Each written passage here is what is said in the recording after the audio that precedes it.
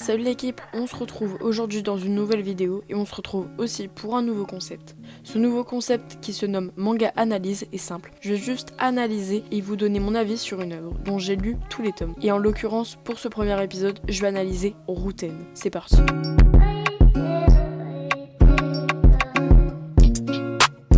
Routen est un thriller de chez Kiun. C'est un seinen publié entre 2017 et 2019 au Japon.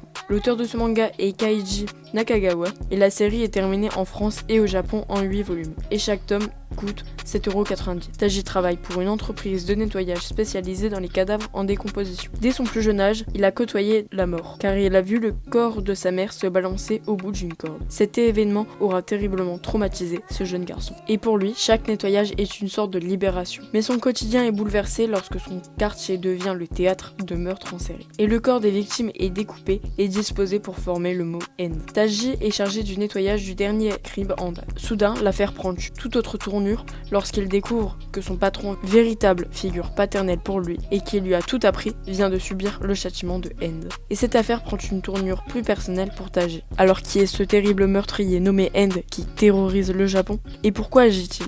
Pour commencer cette analyse, je vais déjà vous parler des covers. Alors chaque cover est extrêmement simpliste, on voit simplement un ou plusieurs personnages sur un fond gris clair et on voit aussi le titre du manga écrit en blanc. Les covers sont extrêmement simples et cela contraste bien avec l'histoire complexe. Les covers sont dans des tons froids et cela représente bien l'univers et les personnages de ce manga qui sont plutôt froids. Et l'édition de ce manga est très belle. Le papier, l'ancrage ainsi que les covers sont d'une très bonne qualité et pour cela, franchement Kiun a fait un très bon taf. Côté dessin, il est comme la cover assez simple, pas très détaillé et cela contraste encore une fois très bien avec cette histoire. Le dessin est clair, les traits sont très fins, ce qui le rend très agréable à regarder. Et ça rajoute un charme à cette histoire très sombre. Les traits, les personnages ainsi que les décors sont très réalistes, ce qui colle parfaitement avec l'ambiance et l'histoire, qui est assez réaliste. Je l'ai aussi trouvé très immersif, et il nous plonge dans l'univers de l'œuvre. Je trouve que les visages des personnages manquent un peu d'expression, mais paradoxalement le regard des personnages sont vraiment super bien faits, car ils traduisent bien leurs émotions sans qu'ils aient besoin de parler. Néanmoins, je trouve que le dessin manque vraiment de constance. Et le crayonné est assez brouillon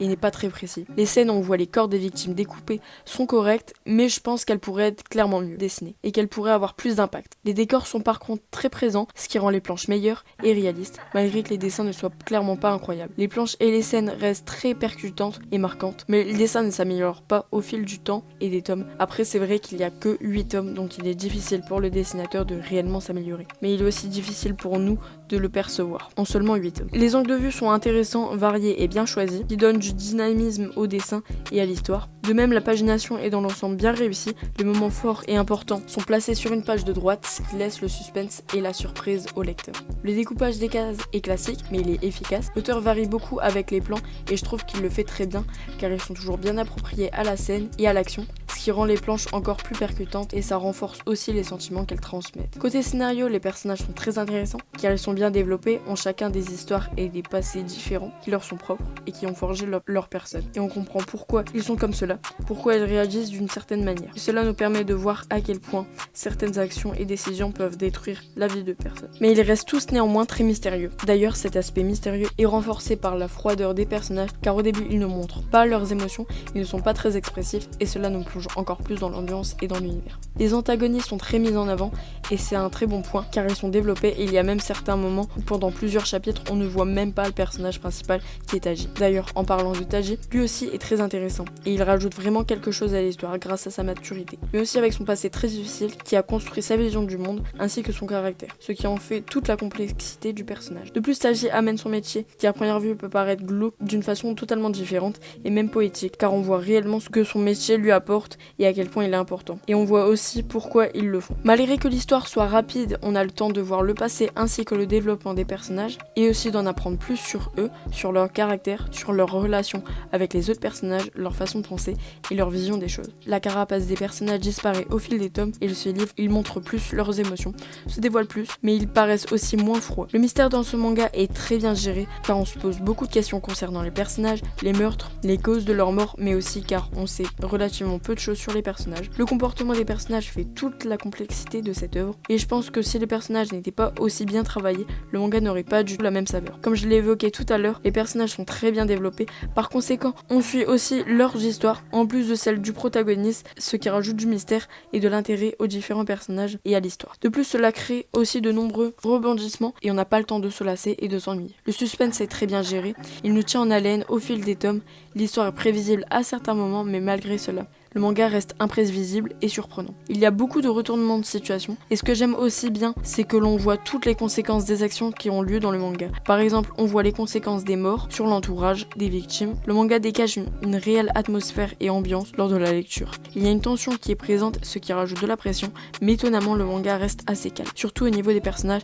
qui restent impassibles. Le manga monte en puissance au fil des tomes, on voit que l'auteur maîtrise totalement son scénario, car on ne peut s'empêcher de faire des hypothèses, mais il y arrive toujours à nous surprendre. Ce qui prouve que la pagination et que le manga est bien géré par l'auteur. Et ça on peut le voir car à chaque fin de tome ou de chapitre, il y a un cliffhanger qui donne extrêmement envie de lire la suite. Et c'est vrai qu'à cause de cela, on a du mal à s'arrêter dans la lecture parce qu'on veut lire la suite tout de suite. Malgré que les tomes soient épais, ça se lit super vite et le rythme de la série est soutenu et intense. La thématique de ce manga est sombre et classique, mais l'auteur arrive à rendre cette histoire qui peut paraître à première vue une simple histoire de serial killer se révèle être beaucoup plus complexe que ça, intéressante, originale et elle se démarque des autres histoires de ce style. C'est une œuvre complexe qui demande de la réflexion pour comprendre et saisir tout ce que l'auteur a voulu dire et transmettre. Le manga nous pousse à réfléchir sur le désespoir, la mort et particulièrement le suicide. Les personnages ont tous des visions différentes concernant ces choses, ce qui nous pousse à réfléchir et à faire notre propre réflexion sur ces choses, tout en s'appuyant sur la façon de penser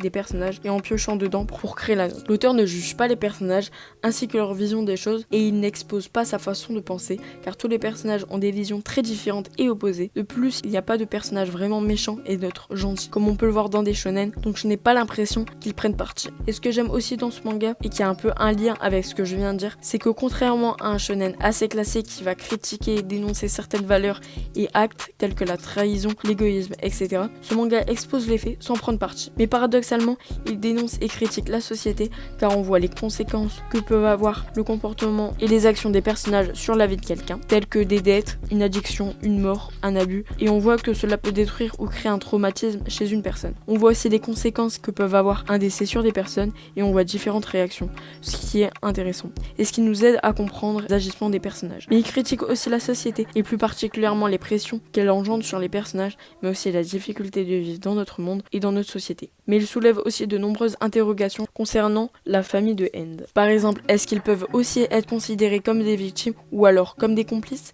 Est-ce que cela peut être logique d'avoir une haine envers eux? De plus, on voit comment le public réagit et les conséquences que cela peut avoir sur la famille du meurtrier. J'ai beaucoup aimé qu'on aborde le passé des victimes de End et celui de leurs proches car on comprend beaucoup plus de choses. J'ai beaucoup aimé la fin car il y a quelques zones d'ombre et cela nous laisse donc imaginer et faire des théories sur ce qui s'est passé et d'imaginer la suite. Mais malgré ces zones d'ombre, on a globalement des réponses à toutes nos questions. Pour la partie qui va suivre, je vais parler de la fin et dire ce que j'en ai pensé. Donc si vous voulez éviter le spoil, je vous mets un timecode, comme ça vous ne serez pas spoilé. Tout à l'heure j'ai dit que j'avais bien aimé la fin de ce manga, mais j'ai été assez déçu sur un point, parce que je trouve que le personnage du sosie des triplés n'était vraiment pas nécessaire à l'histoire. Il nous sort un peu de cette intrigue réaliste. Je trouve donc cela assez dommage, mais néanmoins cela ne gâche en rien le manga. Comme je le disais tout à l'heure, on a encore quelques zones d'ombre et ce personnage en fait partie, car on ne sait pas vraiment qui il est, pourquoi il ne meurt pas, son rôle, sa façon de penser, ce qu'il souhaite réellement, ainsi que son lien avec les triplés, etc. Mais j'ai une petite théorie à son sujet. Je pense que ce personnage représente un dieu, mais aussi un ange gardien, ou alors totalement à l'opposé, un démon. Mais chacun a sa propre interprétation de ce personnage, donc n'hésite pas à mettre la tienne en commentaire. Mais globalement, je trouve que ce personnage nous embrouille un peu et on ne comprend pas trop, mais je pense que c'était une volonté de l'auteur et qu'il souhaitait que ça reste un mystère.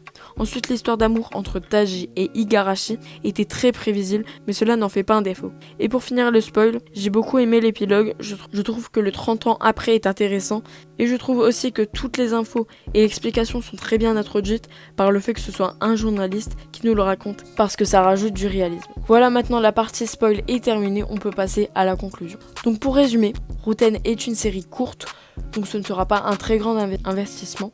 L'histoire est rapide à démarrer, on est rapidement dedans.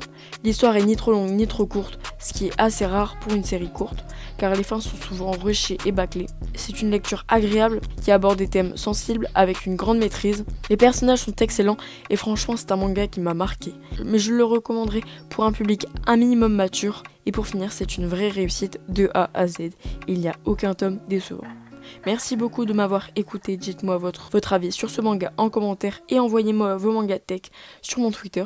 Comme d'habitude, n'hésite pas à t'abonner et à liker la vidéo. On est bientôt 300 abonnés à l'heure où je tourne, c'est vraiment incroyable. Donc je vous remercie et sur ce, je vous laisse là, bonne journée, bonne soirée, ciao.